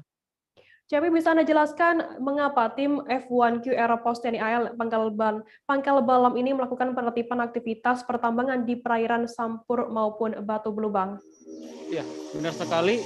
Seperti informasikan sebelumnya, memang tim F1QR Pos TNI Pangkal Balam melakukan penertiban aktivitas pertambangan di perairan Sampur maupun Batu Belubang, Kabupaten Bangka Tengah, Provinsi Kepulauan Bangka Belitung pada Rabu kemarin. Penertiban ini sebagai upaya tindak lanjut dari TNI AL sendiri, menindaklanjuti dari aduan masyarakat sekitar karena maupun nelayan karena wilayah tersebut. Karena masyarakat maupun nelayan tersebut merasa terganggu dengan aktivitas pertambangan di daerah tersebut. Padahal seperti yang diketahui, ke-8 PIP tersebut diduga telah keluar dari wilayah izin kerja dari IUP PT Timah sendiri. Begitu Firda. Dalam penertiban tersebut, CP, apakah ada barang bukti maupun penambang yang turut diamankan begitu? Barang bukti maupun penambang dalam penertiban tersebut tidak ada yang diamankan. Akan tetapi untuk ke-8 PIP karena diduga melanggar tidak sesuai dengan titik koordinat yang telah ditentukan, 8 PIP tersebut saat ini ditarik ke tepi pantai dan saat ini memang untuk aktivitas para pekerja maupun PIP tersebut belum boleh untuk beraktivitas kembali setelah selesai rapat koordinasi yang dilakukan hari ini. Begitu Firda. Setelah penertiban begitu, bagaimana dengan 8 PIP? Apakah tetap dipersilakan untuk tetap bekerja atau seperti apa informasinya? Baik, untuk 8 PIP tersebut saat ini memang masih berada di tepi pantai setelah diamankan kemarin. Memang untuk 8 PIP tersebut belum dipersilahkan kembali untuk bekerja, meskipun ada beberapa PIP dari 8 PIP tersebut memiliki SPK ataupun surat perizinan kerja di wilayah titik koordinat tersebut. Begitu Firda. CP, lantas apa tindak lanjut dari para penertiban yang dilakukan kemarin? Untuk tindak lanjut sendiri saat ini dan Pos TNI AL mengatakan, yaitu Letu Laut Puji mengatakan saat ini pihaknya tengah berkoordinasi dengan stakeholder terkait seperti KSOP maupun nelayan, hingga kepala dusun, hingga pengawas pertambangan yang ada di lokasi tersebut untuk memastikan benar atau tidaknya PIP tersebut bekerja sesuai dengan titik koordinat yang telah ditentukan. Begitu Firda. Untuk saat ini juga kami terus mengupdate informasi terbaru terkait bagaimana keputusan selanjutnya terkait penerimaan yang dilakukan kemarin. Begitu Firda. Baik, terima kasih wartawan dari Bangka Pos CP Mardianto atas laporan Anda. Selamat bertugas kembali. Kita beralih ke Lampung, Saudara. Warga Lampung bernama Ical Sungkai mendirikan Nuwa Ical Art yang merupakan galeri tapis. Sejak pertama kali dibuka hingga saat ini, Nuwa Ical Art adalah galeri tapis yang menjual produk tapis dan turunannya dengan brand Ical Craft. Hal ini membuat produk-produk Ical Craft bisa digunakan mulai dari usia remaja hingga dewasa. Terkait informasi lebih lengkapnya akan disampaikan oleh rekan wartawan kami dari Tribun Batam. Ada Roni Lodolaleng yang saat ini sudah tersambung bersama kami. Halo Roni. Halo Mbak. Halo. Iya, halo Roni. Sorry Mbak, kok Roni Mbak? Oh ya, baik. Jelita Dini Kinanti, halo. Iya, halo Mbak. Jelita, bisa Anda jelaskan apa itu Ical Craft, apa saja produknya di sana? Iya, Mbak. Jadi Ical Craft ini adalah salah satu galeri tapis yang ada di Bandar Lampung. Jadi Nuwa Ical Art ini menjual menjual produk tapis berupa kain tapis dan turunannya yang diberi brand Ical Craft. Jadi Ical Craft ini ada dua jenis produk. Jadi ada produk yang homemade atau kerajinan tangan dan juga ada yang digital printing. Jadi dijualnya itu bukan hanya dalam bentuk kain tapi juga dalam bentuk turunannya, begitu. Jelita, lantas pada produk-produk Ical Craft ini apa saja yang mencerminkan bahwa produk tersebut kekinian dan dekat dengan anak muda begitu? Ya, nah ini menariknya dari Ical Craft ya, Kak Firda ya. Jadi Ical Craft ini dia memang sejak awal ada itu dia ingin membuat produk itu yang bukan hanya untuk orang dewasa saja, tapi juga ada remaja, tapi maksudnya dari usia remaja sampai orang tua itu juga bisa menggunakan produk dari Ical Craft. Nah, jadi itu di produk Ical Craft ini ada banyak banget turunan dari tapis, itu seperti ada atasan, kemudian ada dress, ada one set, gitu. Terus ada juga dalam bentuk tas, terus bahkan ada dalam bentuk casing handphone, gitu Kak Firda. Lantas Jelita, untuk pemasarannya sendiri seperti apa informasinya dan apakah hanya di lokal saja ataukah sudah keluar Lampung begitu? Ya, jadi di Ical Craft ini itu penjualannya itu bisa dibilang sudah seluruh Indonesia ya. Gitu. Itu karena Ical Craft ini bukan hanya menjual offline saja, yaitu ada di Jalan Singosari nomor 3 Enggal, tepatnya itu di seberang Easy Cafe, tapi juga dia menjual di marketplace Shopee dan juga di Instagram. Untuk omsetnya sendiri berapa kira-kira per bulan yang didapatkan oleh Ical sendiri? Saya sudah mencoba untuk menanyakan omset atau menanyakan jumlah penjualan, maaf itu katanya rahasia gitu. Tapi yang jelas itu penjualannya itu tetap stabil meskipun di tengah pandemi sekarang ini, Kak Firda. Karena Ical ini dia selalu berinovasi gitu dan dia juga selalu menggencarkan penjualan online-nya. Baik, terima kasih rekan wartawan dari Tribun Lampung, Jelita Dini atas laporan Anda. Semoga selamat bertugas kembali. Tribuners, seusai jeda kami akan kembali dengan informasi menarik lainnya. Tetap di Live Update. Oke, apa kabar Bang Ariski di sini untuk strateginya? Kalau saya sendiri di Gimik 37 ini yang semalam baru mulai, saya udah pasti. Sebenarnya aku nggak ngerasain penangkapan atau penggerebegan atau apapun itu, karena gitu posisinya kriteria. Jadi kita mengenal disebut dengan stroke yang tidak berdarah dengan stroke yang berdarah. Stroke yang tidak berdarah itu biasanya ditandai dengan adanya penyumbatan. Kalau itu terjadi di sini mungkin pikirnya tidak ke situ kali ya. Tapi kalau di Korea atau di Kamboja itu ada beberapa paper yang Saya itu Mas, dulunya tukang koran. Oh gitu ya. Tukang koran. Ya, saya baca itu Pak. Tuh kan, pernah baca kan? Ya. Jadi kalau saya jadi pangdam, itu udah bersyukur banget. Kak, si anak ini dijadikan sebagai tersangka begitu. Ya, kalau ini kita bicara yang di luar kasus Sebongombo ya. Dikenal dengan nama hujan shower, di mana terdapat batas jelas antara daerah hujan dan tidak hujan yang biasanya terjadi pada fase awal mature stage atau tahap Berbahaya dewasa. itu Kang. Jadi mulai artinya terjadinya perlembekan. Nah itu untuk penetrasi akan sulit. Gitu ya. Dok, saya ini menurut saya memang tidak mudah, bukan urusan tanah diambil. Kalau misalnya Amerika Serikat sekarang, Rasulullah mengatakan dalam sebuah hadis bahwa berpuasa di 6 hari Syawal itu. Oke, apa kabar Bang Arif di sini untuk strateginya? Kalau saya sendiri di Jumip 37 ini yang semalam baru mulai, saya udah pas. Sebenarnya aku nggak ngerasain penangkapan atau penggerebegan atau apapun itu. Karena gini loh, posisinya aku kriteria. Jadi kita mengenal disebut dengan stroke yang tidak berdarah dengan stroke yang berdarah. Stroke yang tidak berdarah itu biasanya ditandai dengan adanya penyumbatan. Kalau itu terjadi di sini mungkin pikirnya tidak ke situ kali ya. Tapi kalau di Korea atau di Kamboja itu ada beberapa paper yang Saya itu Mas, dulunya tukang koran. Oh gitu ya. Tukang koran. Ya, saya baca itu Pak. Tuh kan, pernah baca kan? Ya. Jadi kalau saya jadi pangdam, itu udah bersyukur banget. Kak, si anak ini dijadikan sebagai tersangka begitu. Ya, kalau ini kita bicara yang di luar kasus Sebongombo ya. Dikenal dengan nama hujan shower, di mana terdapat batas jelas antara daerah hujan dan tidak hujan yang biasanya terjadi pada fase awal mature stage atau tahap Berbahaya dewasa. itu Kang. Jadi mulai artinya terjadinya perlembekan. Nah itu untuk penetrasi akan sulit. Gitu ya. Dok, saya ini menurut saya memang tidak mudah, bukan urusan tanah diambil.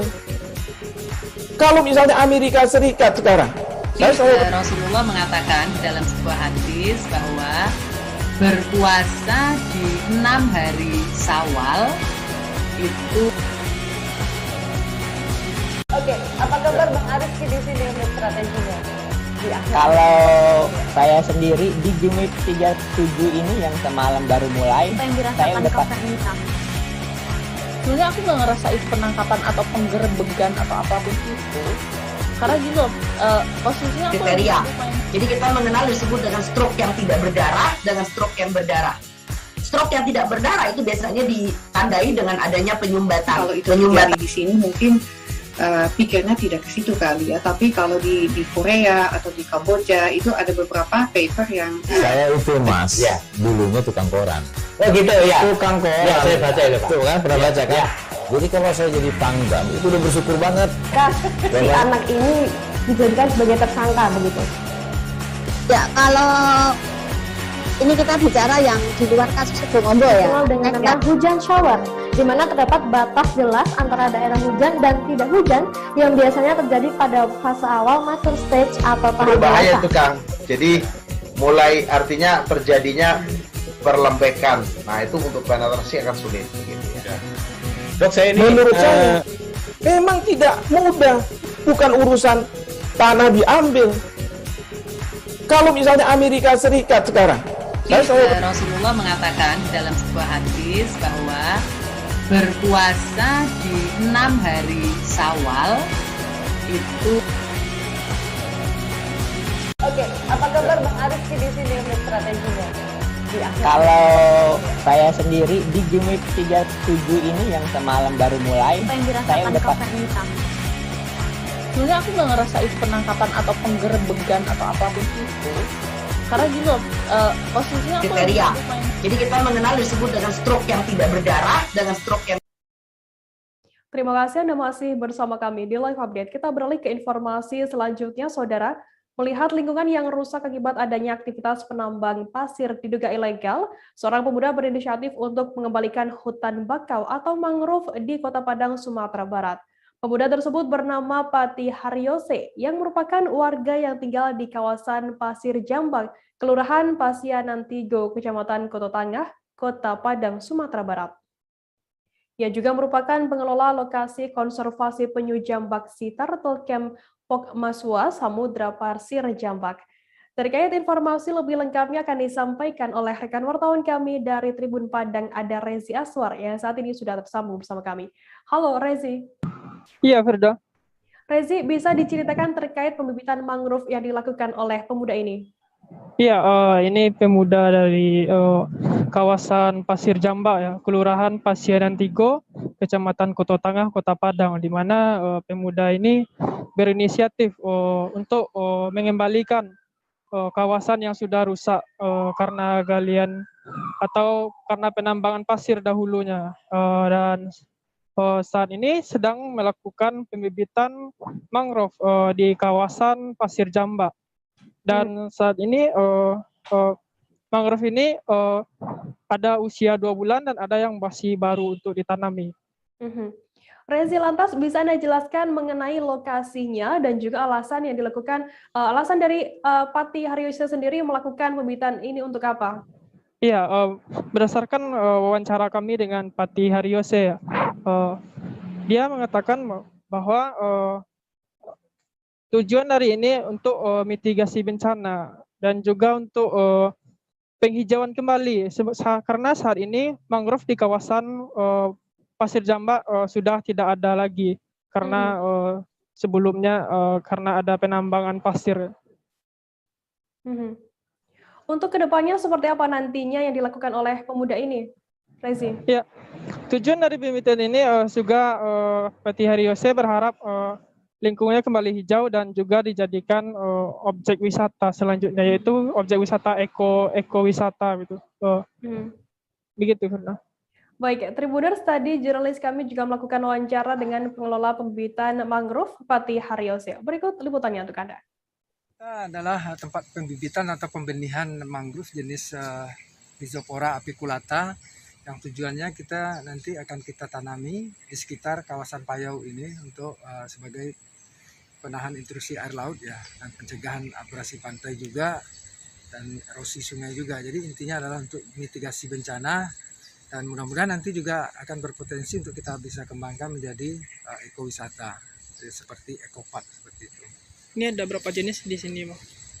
Kalau untuk yang kita bibitkan ini satu jenis saja, jenis Rhizopora apiculata. Ini umur berapa, Bang?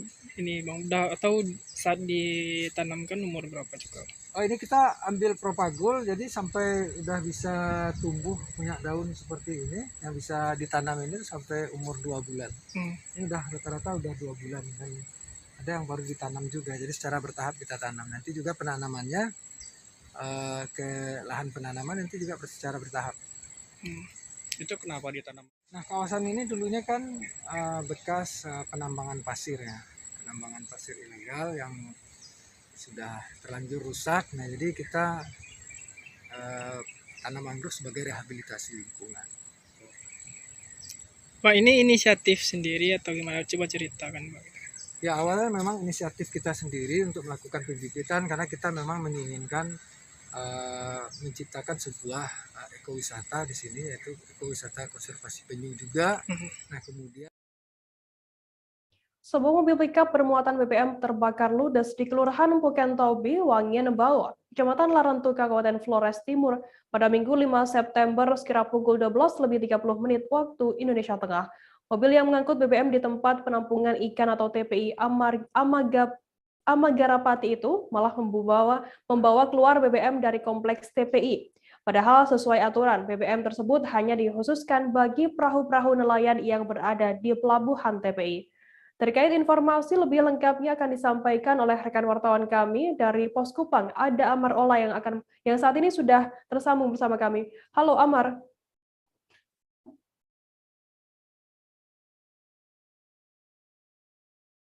Halo Amar.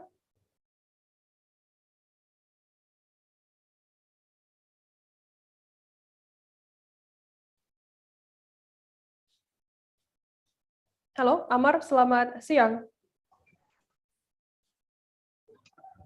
Baik dia dan sahabat Tribunnews. Amar, bisa Anda jelaskan bagaimana kronologi kejadian mobil pengangkut BBM ini terbakar? Baik, berdasarkan informasi yang saya gali di lapangan, kebakaran ini terjadi bermula dari sopir.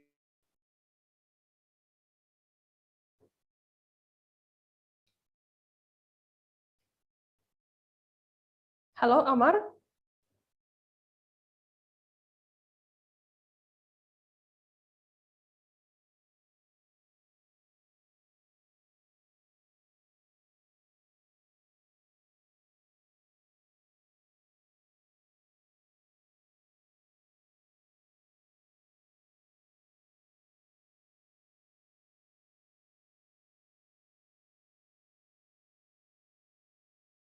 Kronologi kejadian mobil pengangkut BBM ini terbakar.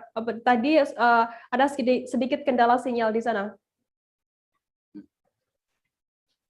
Baik, berdasarkan hasil penelusuran saya di lapangan, kebakaran ini bermula dari sopir ambulans yang mengangkut BBM di tempat penyimpanan ikan, persisnya di Kelurahan Amagarapati, Kecamatan Larantuka, Kabupaten Flores Timur. Mobil ini kemudian bergerak menuju arah timur, dan setibanya di lokasi kejadian, mobil ini mengalami kebakaran. Warga setempat sempat berusaha melakukan pemadaman, namun api yang menjalar hingga ke jerigen yang berisi BBM membuat warga membiarkan hingga mobil itu terbakar ludes. Begitu. Lantas apa penyebab terbakarnya mobil pengangkut BBM tersebut? Berdasarkan informasi yang saya gali di pihak kepolisian Polres Flores Timur, saat ini polisi masih melakukan pendalaman terkait penyebab kebakaran mobil pick-up yang bermuatan BBM itu. Berarti saat ini masih dalam penyelidikan pihak kepolisian terkait penyebab terbakarnya mobil pick-up mengangkut BBM ini. Lantas Amar, apakah ada korban jiwa atau korban luka akibat kejadian ini? Baik, kejadian ini tidak menelan korban jiwa. Sang sopir ambulans tersebut juga dalam keadaan baik dan sudah diperiksa oleh pihak kepolisian. Dan dari keterangan dan dari hasil pemeriksaan terhadap sang sopir, mobil itu bermuatan 12 jerigen BBM jenis solar. Demikian.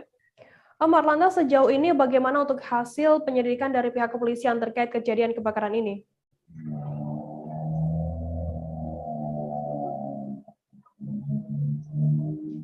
Halo, Amar? Halo, Dea. Ya. Amar, bisa Anda jelaskan sejauh ini bagaimana hasil dari penyelidikan pihak kepolisian terkait kejadian ini?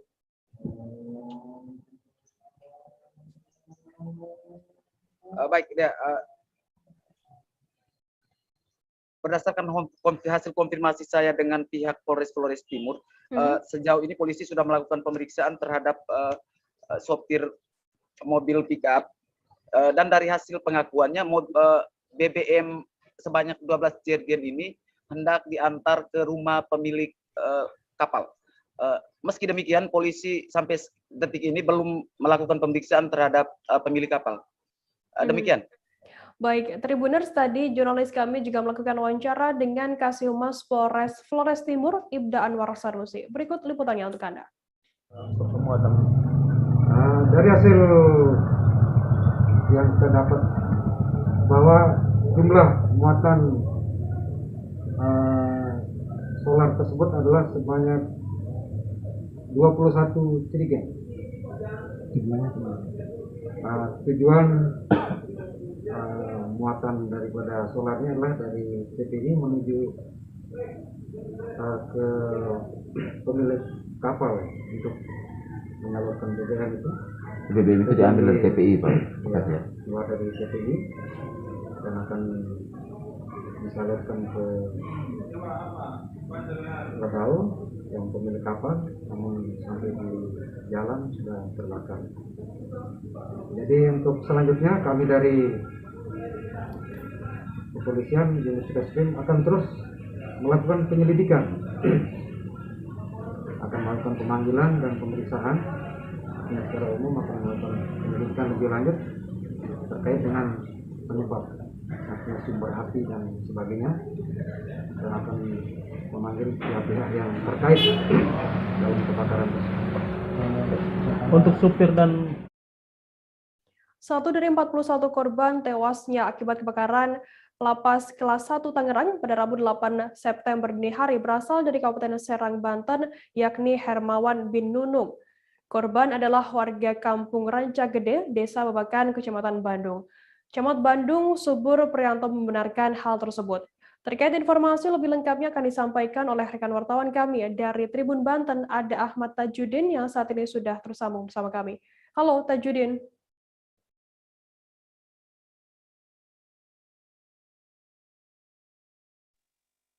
Halo Firda. Ya. Iya, halo.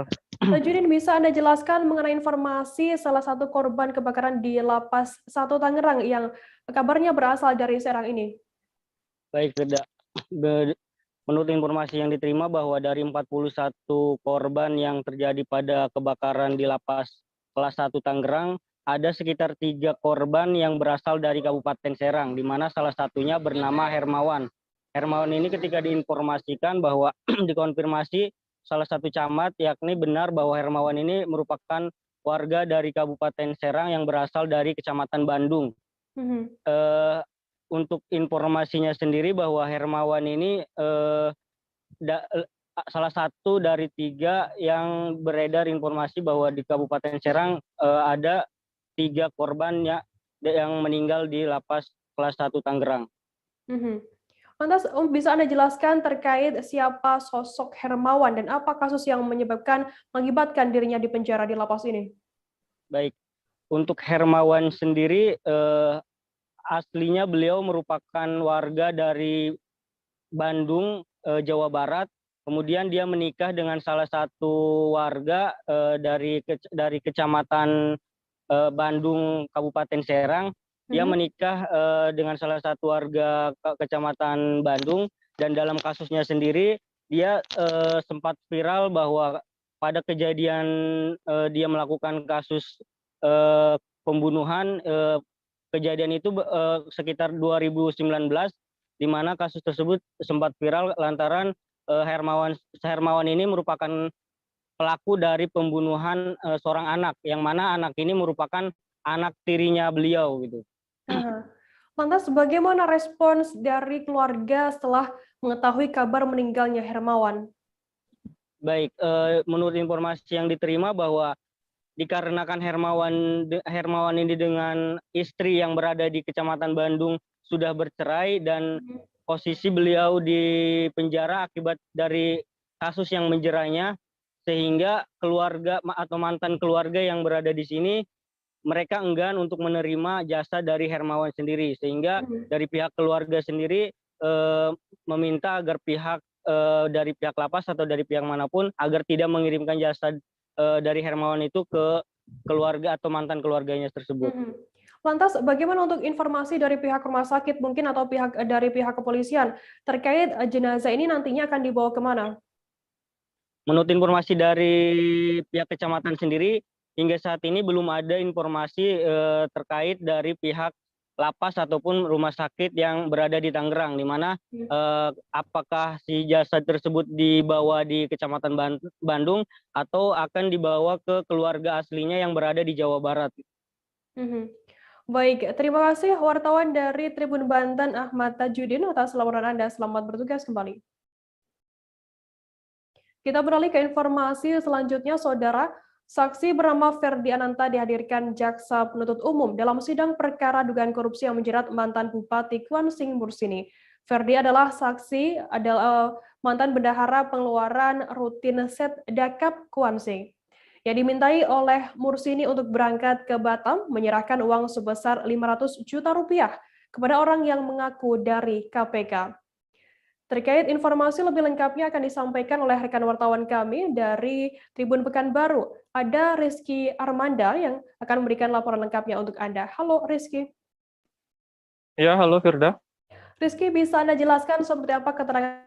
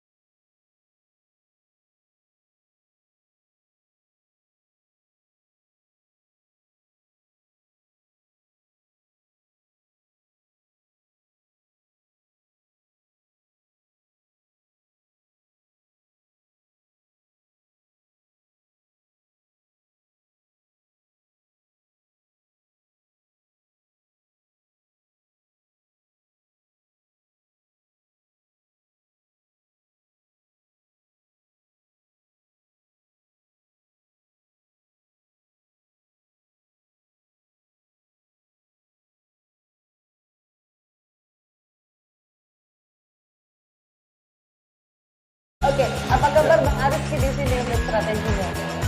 Kalau saya sendiri di Jumip 37 ini yang semalam baru mulai, saya udah sebenarnya aku nggak ngerasain penangkapan atau penggerebegan atau apapun itu, karena gini loh, posisinya aku kriteria. Jadi kita mengenal disebut dengan stroke yang tidak berdarah dengan stroke yang berdarah. Stroke yang tidak berdarah itu biasanya ditandai dengan adanya penyumbatan. Kalau itu terjadi di sini mungkin pikirnya tidak ke situ kali ya, tapi kalau di Korea atau di Kamboja itu ada beberapa paper yang Saya itu mas, dulunya tukang koran. Oh gitu ya? Tukang koran. Ya, saya baca itu Pak. Tuh kan, pernah baca kan? Jadi kalau saya jadi tanggam, itu udah bersyukur banget. Si anak ini dijadikan sebagai tersangka begitu. Ya, kalau ini kita bicara yang di luar kasus Sebongombo ya. Dikenal dengan nama hujan shower, di mana terdapat batas jelas antara daerah hujan dan tidak hujan yang biasanya terjadi pada fase awal mature stage atau tahap Berbahaya dewasa. itu Kang. Jadi mulai artinya terjadinya perlembekan. Nah itu untuk penetrasi akan sulit. Gitu ya. Dok, saya ini menurut saya memang tidak mudah, bukan urusan tanah diambil. Kalau misalnya Amerika Serikat sekarang, Rasulullah mengatakan dalam sebuah hadis bahwa berpuasa di 6 hari Syawal itu. Oke, apa kabar Bang Ariski di sini untuk strateginya? Kalau saya sendiri di Jumip 37 ini yang semalam baru mulai, saya udah sebenarnya aku nggak ngerasain penangkapan atau penggerebegan atau apapun itu, karena gini loh, posisinya aku kriteria. Jadi kita mengenal disebut dengan stroke yang tidak berdarah dengan stroke yang berdarah. Stroke yang tidak berdarah itu biasanya ditandai dengan adanya penyumbatan. Kalau itu terjadi di sini mungkin pikirnya tidak ke situ kali ya, tapi kalau di Korea atau di Kamboja itu ada beberapa paper yang Saya itu mas, dulunya tukang koran. Oh gitu ya? Tukang koran. Ya, saya baca itu Pak. Tuh kan, pernah baca kan? Jadi kalau saya jadi tanggam, itu udah bersyukur banget. Si anak ini dijadikan sebagai tersangka begitu. Ya, kalau ini kita bicara yang di luar kasus Sebongombo ya. Dikenal dengan nama hujan shower, di mana terdapat batas jelas antara daerah hujan dan tidak hujan yang biasanya terjadi pada fase awal mature stage atau tahap Berbahaya dewasa. itu Kang. Jadi mulai artinya terjadinya perlembekan. Nah itu untuk penetrasi akan sulit. Gitu ya.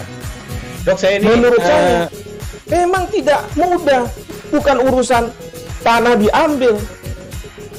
Kalau misalnya Amerika Serikat sekarang, Rasulullah mengatakan dalam sebuah hadis bahwa berpuasa di 6 hari Syawal itu. Oke, apa kabar Bang Ariski di sini untuk strateginya? Kalau saya sendiri di Jumip 37 ini yang semalam baru mulai, saya udah sebenarnya aku nggak ngerasain penangkapan atau penggerebegan atau apapun itu, karena gini loh, posisinya aku kriteria. Jadi kita mengenal disebut dengan stroke yang tidak berdarah dengan stroke yang berdarah. Stroke yang tidak berdarah itu biasanya ditandai dengan adanya penyumbatan. Kalau itu terjadi di sini mungkin pikirnya tidak ke situ kali ya, tapi kalau di Korea atau di Kamboja itu ada beberapa paper yang Saya itu mas, dulunya tukang koran. Oh gitu ya? Tukang koran. Ya, saya baca itu Pak. Tuh kan, pernah baca kan? Kita beralih ke informasi selanjutnya, Saudara. Saksi bernama Ferdi Ananta dihadirkan Jaksa Penuntut Umum dalam sidang perkara dugaan korupsi yang menjerat mantan Bupati Kuan Sing Mursini. Ferdi adalah saksi yang merupakan mantan bendahara pengeluaran dan Kuan Sing. Kalau saya sendiri di Jumip 37 ini yang semalam baru mulai, saya udah sebenarnya aku nggak ngerasain penangkapan atau penggerebegan atau apapun itu, karena gini loh, posisinya aku kriteria. Jadi kita mengenal disebut dengan stroke yang tidak berdarah dengan stroke yang berdarah. Stroke yang tidak berdarah itu biasanya ditandai dengan adanya penyumbatan. Kalau itu terjadi di sini mungkin pikirnya tidak ke situ kali ya, tapi kalau di Korea atau di Kamboja itu ada beberapa paper yang Saya itu mas, dulunya tukang koran. Oh gitu ya? Tukang koran. Ya, saya baca itu Pak. Tuh kan, pernah baca kan? Jadi kalau saya jadi tanggam, itu udah bersyukur banget. Si anak ini dijadikan sebagai tersangka begitu.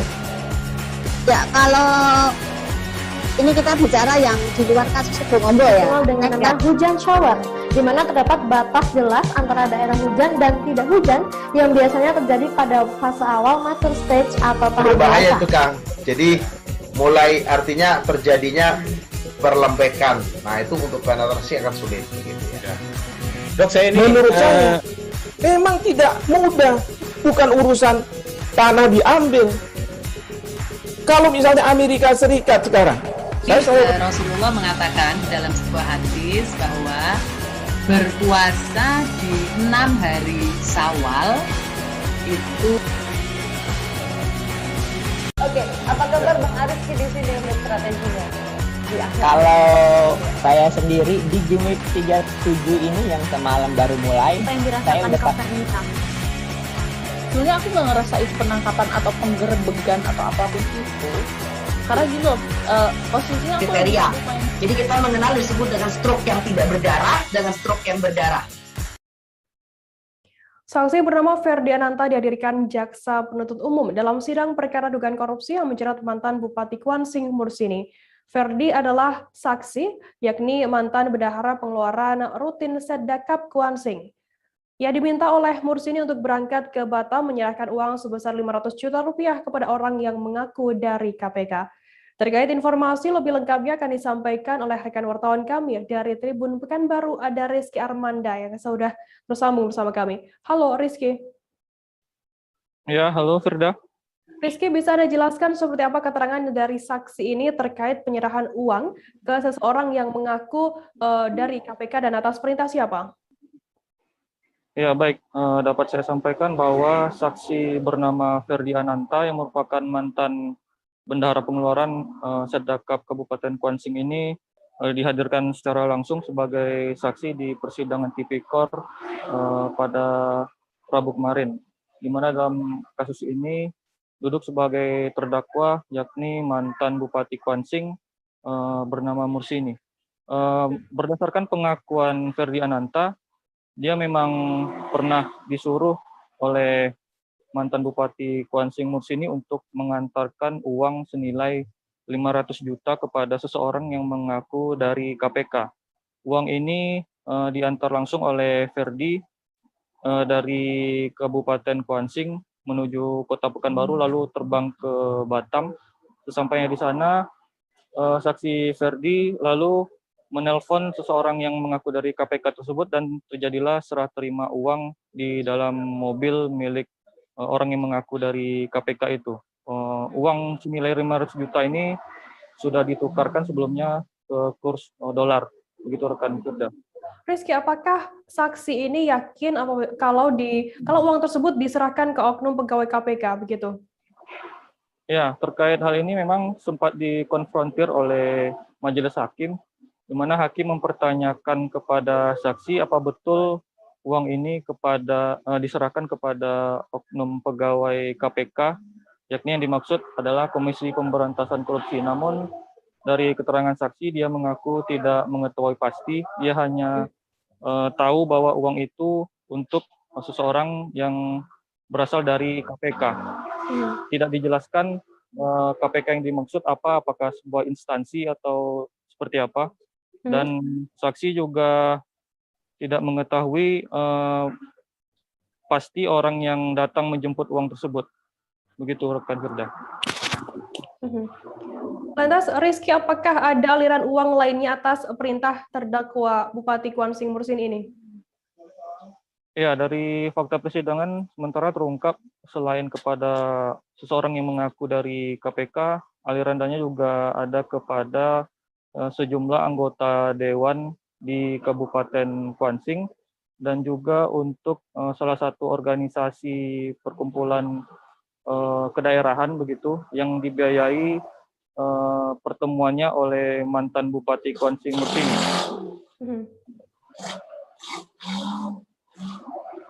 Lantas Rizky, terkait persidangan ini rencananya berapa orang saksi yang dihadirkan JPU?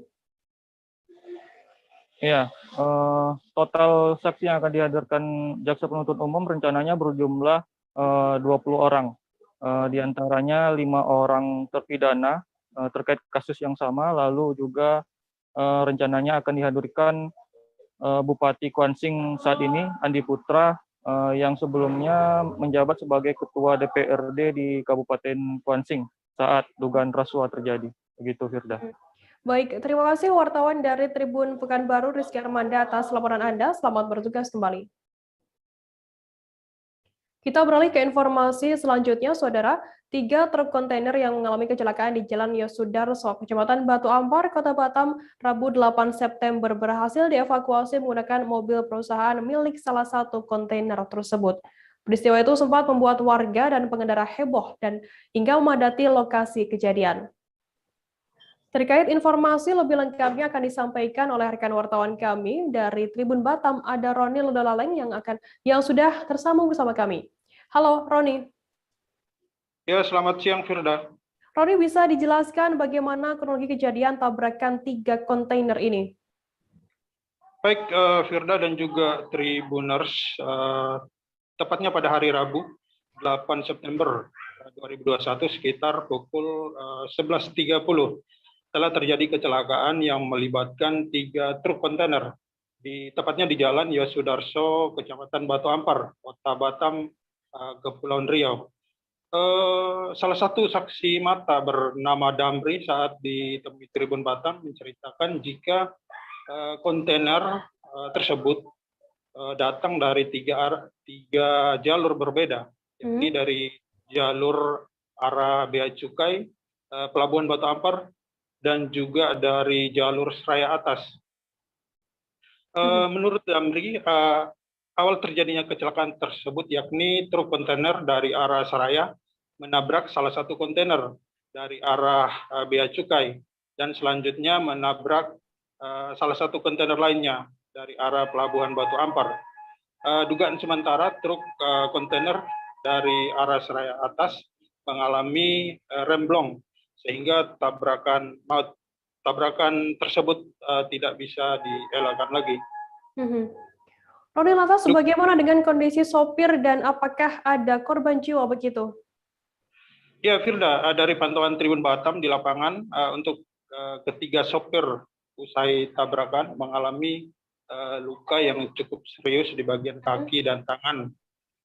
Hingga saat ini, ketiga sopir tersebut masih ditangani oleh tim kesehatan di salah satu rumah sakit di Kota Batam. Untuk peristiwa ini dilaporkan tidak ada kejadian jiwa ataupun korban jiwa, begitu, Firda. Baik, kemudian bagaimana kondisi mobil truk kontainer dan saat ini apakah sudah diamankan di mana? Baik, dari hasil pengamatan kami di lapangan, terlihat 2 dari 3 kontainer tersebut mengalami kerusakan yang cukup parah di bagian depan, seperti ringsek bodinya, serta pecah kaca utama, dan beberapa kerusakan berat lainnya. Sedangkan satu truk lainnya hanya mengalami kerusakan yang ringan saja, begitu. Ketiga kontainer juga sudah berhasil dievakuasi oleh beberapa mobil derek dibantu oleh pihak kepolisian dan saat ini sudah diamankan ke sebuah bengkel untuk dilakukan proses perbaikan lebih lanjut. Demikian, Firda. Baik, terima kasih wartawan dari Tribun Batam, Roni Lodolaleng, atas laporan Anda. Selamat bertugas kembali. Tribuners, informasi tadi sekaligus menutup perjumpaan kita dalam live update hari ini. Untuk memperbarui informasi Anda, saksikan terus live update di seluruh kanal YouTube dan Facebook Tribun Network. Masih di tengah pandemi, kami terus mengingatkan Anda untuk selalu menerapkan protokol kesehatan dimanapun Anda berada. Saya, Firdana, wakil kru yang bertugas pamit undur diri. Terima kasih dan sampai jumpa. Jangan lupa like, subscribe, dan share ya!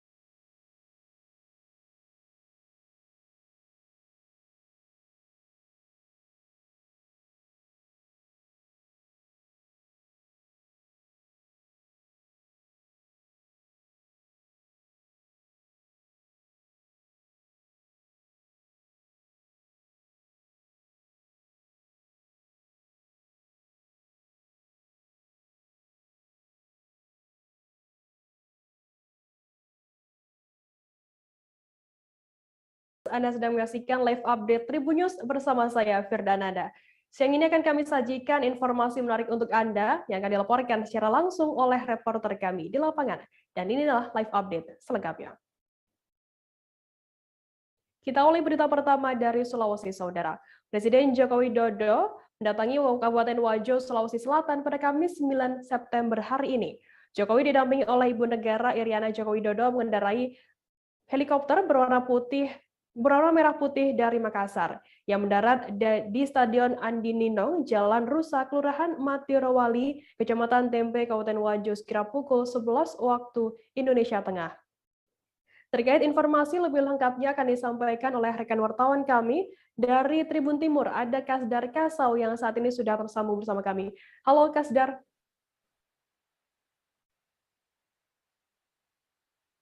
Halo Kasdar. Firda? Ya.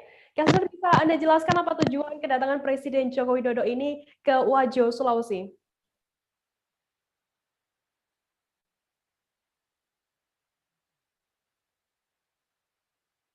Halo, Kasdar.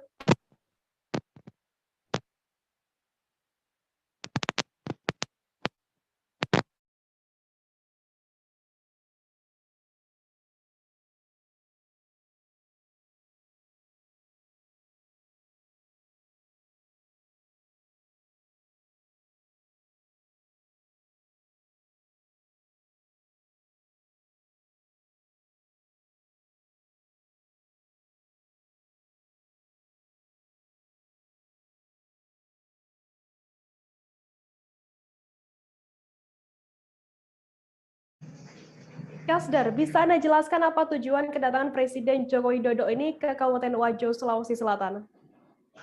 Baik rekan Firda, terima kasih atas kesempatannya.